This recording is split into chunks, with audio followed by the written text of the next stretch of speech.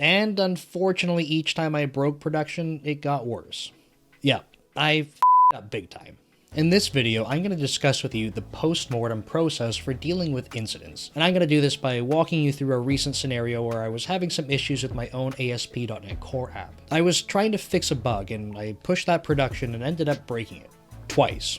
And unfortunately, each time I broke production, it got worse. But I figured this would be an awesome opportunity to talk to all of you about the post-mortem process and what we can learn when we have incidents. Before I dive into it, just a quick reminder to check that pinned comment so you can get access to my free weekly newsletter. So what is a post-mortem? Well, a post-mortem is something that we do after we have an incident, and more commonly we're referring to these as post-incident reviews, or a PIR. And this is because the terminology of post-mortem is a little bit dark, and I think we're trying to move to some terminology that's just a little bit nicer overall to deal with. It's the same thing with a lot of military analogies and things like that kind of going out of style, but we've been using a lot of these terms in software engineering for a long time, so it's a bit of a movement to try and get away from those just to have some better terminology that we can all align with. So when we're doing a post-incident review, what are we doing, what's the goal, and what's involved with that? Well, this is a process where you get together and have a discussion with stakeholders that are involved, and your goal here is to have something that's completely blameless. You don't want to be focused on blaming anyone for anything, but you're trying to get to the root cause of the issue. So you're going to be trying to do some analysis to figure out what went wrong, the different points that we can look at for failure, and opportunities for improvement. And ultimately, the takeaway here is that we want to look for different types of repairs or fixes that we can go implement, review, maybe different processes or learnings, and from there, we ideally aren't repeating this mistake in the future. In software engineering, there's tons of these opportunities for us to have these feedback cycles where we can learn and improve. It's the same idea if you're doing like a sprint retrospective, depending on how your team is set up, and you want to look at how you did, how you landed your commitments or not, and then from there make adjustments to see if you can do better for next time. But I'm going to dive into each one of these sections in a little bit more detail, so we'll talk about being blameless. We're going to talk about how you can do a bit of an analysis to figure out what went wrong. And then the third part that we're going to look at is the actions that we can take. And I'm going to relate these all back to the recent issue that I had with my own application. Now, when we talk about being blameless, what I want you to think about here is that in software engineering organizations, generally we're working in teams. And in really big orgs, you have multiple teams that are responsible for different parts of the entire development process, the build process, the deployment process, maybe testing. There's tons of people involved, even if you might be the one person that's writing the code for that particular issue that ended up breaking in production. But that means that each one of these different parts, there's a stakeholder involved for making sure that they can help protect production and make sure your changes are safe. It starts with you, but it certainly doesn't end with you as an individual. Now, this situation is a little bit unique because this was totally me. I'm doing this on my own, so I'm trying to be a little bit more compassionate and understanding of myself, not beat myself up over this, because the reality is it's not going to help if I do that. And that's the same thing if you're working in teams. You don't want to pile up on top of someone just to say, like, you screwed up, you're totally an idiot, never write code again. Like, that's not going to help anyone, right? You want to come up with reasons why we can go make things better. And I need to remind myself as I'm reflecting on this that, yeah, I messed up, and that's okay because I'm going to make things better going forward. So try to keep that attitude when you're going into post-incident reviews. It doesn't matter, like, if someone pushed up code and it broke production, caused some issues and headaches for your team, like, the reality is that people aren't doing this intentionally. They're not trying to break things to make you upset, cause headaches for people. It's an accident. We're all human. And that means that we can find ways to improve and get better as we go forward. And we can do that together. As soon as we start getting into this blame game, what happens is people get defensive. If you've done a post-incident review or you've seen one and you've been in these situations where people are starting to blame, the conversation doesn't go very far. You have people that get defensive, they're pointing fingers, and ultimately you just have a room of people that are upset with each other and not really driving to results. So in order to get past that defensiveness, we want to go in blame-free, even if that means that, yeah, one person wrote the code, but the reality is you had a team of people that should have reviewed that. You have a build system that should have been running your automated tests, and the people reviewing the code should have ensured that there was good test coverage along with the original developer. And if you're deploying stuff to a live service, there should be some type of mechanism to allow you to flight these things and safely roll them out and revert them quickly if something goes wrong. There's lots of people involved in the whole process. Now, before I move on from this point, I just wanted to call out this interesting idea that some people have, and I don't really agree with it personally, but it's this concept of having like a wall of shame, right? So it kind of goes in the face of being blame-free, and the idea is that they want people to feel the heat. They want to feel the tension and the discomfort from doing something, and that's usually the case when there's systems in place that are meant to be used to prevent this type of issue, whatever it happens to be. And people are just avoiding it. They're circumventing it and going, yeah, I broke it because I didn't use X. And people go, look, we want to make sure everyone uses X, whatever that happens to be, right? The testing infrastructure that was built. We want to make sure everyone's using that. And there's people that are consistently not. So we don't want them to get away and just kind of be like, whatever, like, screw it, next time maybe I'll think about it. We want people to feel that discomfort from kind of breaking the rules. Now, I get the idea behind that, but I don't really like it. And the reason I don't like it is because if people are avoiding doing something, it's either like there's an education problem where people haven't been taught to use it properly, or there's something that's maybe not optimal with that solution and it's taking them time or it's complex.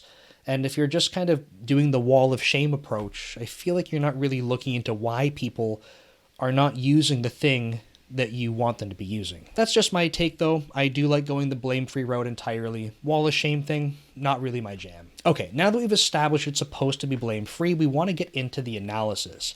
And this is often where people use this concept that's called 5 whys.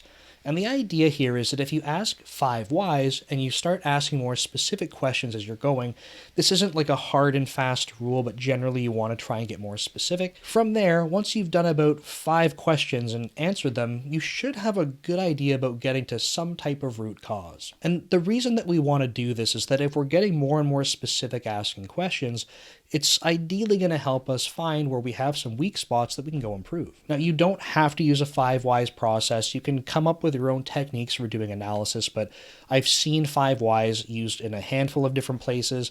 I've used them at a startup. I used them at Microsoft, so it's a pretty common thing that gets used, and you can find a lot of information about that elsewhere online, so you can go check that out if you want to get more details on how to carry that out. But I figured that I walk you through the 5 whys that I came up with for the recent issue that I just had. So the first why that I would ask is, well, why didn't I fix the first bug? And for context, if you haven't watched the original video, I'll link it right up here and you can check that out and come back. But I didn't fix the first bug because I was rushing, right? I fixed the symptom of what I was looking at. And ultimately, I didn't end up trying to create some type of regression coverage on an end-to-end scenario that would have demonstrated like that bug being present and then being fixed afterwards. I had a really narrow lens and I said, I see where the issue is specifically based on the stack trace, and I fixed that and tested for that specific thing. But because it was more of a hyper-focused test, and I didn't do more coverage that was kind of going from the API endpoint all the way through, that was a gap that I missed. And if I would have put tests over that, I think I would have caught this issue pretty early on, or at least prevented some of the stuff downstream, because everything else came after that because I was trying to go fix it and continue to rush. So the second why that I have for myself is, well, why did the second fix that I tried to introduce break things? And I think this one's pretty obvious. I think the answer to that is because I didn't run the regression suite. Based on the first set of changes I made, I added new tests, and the test that already existed would have exercised the code that would have caught this bug before I pushed it to production.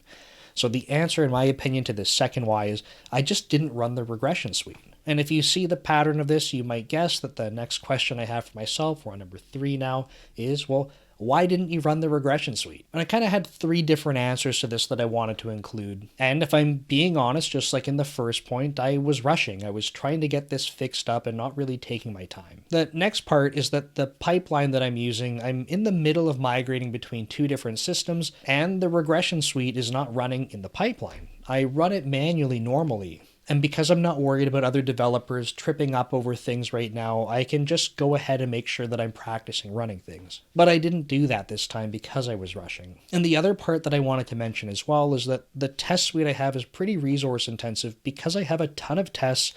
And the way that the test runner is trying to work is it's doing a lot of stuff in parallel. And as a result, there's a lot of containers and stuff that try to spin up, and it's a bit messy. So in my haste, I kind of skipped everything and busted it. Okay, so one of my next more specific questions, we're on number 4 here for 5 whys, is, well, why have I not migrated that pipeline, right? That's what the last issue was, so why haven't I done it? And the reason for that is that I'm running into some issues running in a specific environment, specific to some Linux VMs, and that's the reality of it. It's not really a good excuse, it's just the current state. I only have so much time to either be developing or working on things on the side, so that's just something that's taken a bit of a back seat for now. But the reality is there's probably some more work that can be done here, which we'll touch on in a moment when we get into the repair items. And the final why that I have for myself is not more specific than this last one, but kind of goes back to the third why that we had.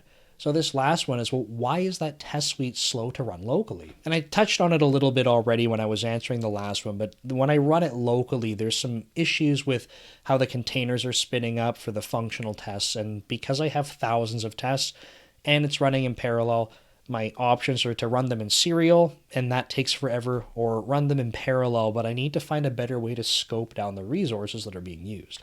So I understand why it's happening, but I haven't come up with a good solution for it yet. So if I were to briefly summarize what I think the root cause of what's going on here is that I just haven't invested properly into my continuous integration system to run my test suite. Because if that would have been in place, the reality is that I wouldn't have done as much damage. But the other point I need to make is that I didn't fix the issue in the first place anyway, because I was rushing. But I think if I would have done an end-to-end test in the first place, that would have prevented everything from happening. But I think barring that, and accepting that there's always going to be some issues like this that escape, if I have my continuous integration system working and running my tests, this would have basically covered me for the rest of the 5 whys that I have. But that's kind of bringing us to the repair items part, and when you're thinking about going through your 5 whys, have a check through all of the whys that you've listed and see if you have ideas for things that you could improve.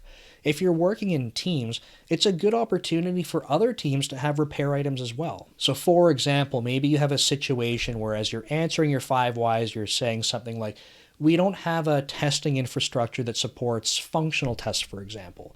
Maybe you can run unit tests, but you don't have something that's going to allow you to run containers in your build system. And that might be something that maybe another team owns. Like if there's a build and infrastructure team, perhaps they could take a repair item to say, look, we'll build out that functionality, and then that way you and other teams have access to run tests that need containers. I'm kind of just making this up right now as an example for you to think through, but that means that you can have repair items with your team, but other teams could as well. And repair items can come in all different shapes and sizes, right? It could be something like maybe another team had a bug, or you had multiple bugs in your kind of situation that caused these issues, so you have bug fixes that have to get fixed or other teams do. It could be that, like I mentioned a little bit earlier, that there's sort of functionality that's missing, and if there's infrastructure teams or other teams that can add more features, you can go build on top of those things. So they become more like a infrastructure foundation type of change to enable you to have better support going forward. But sometimes repair items could be things like educating and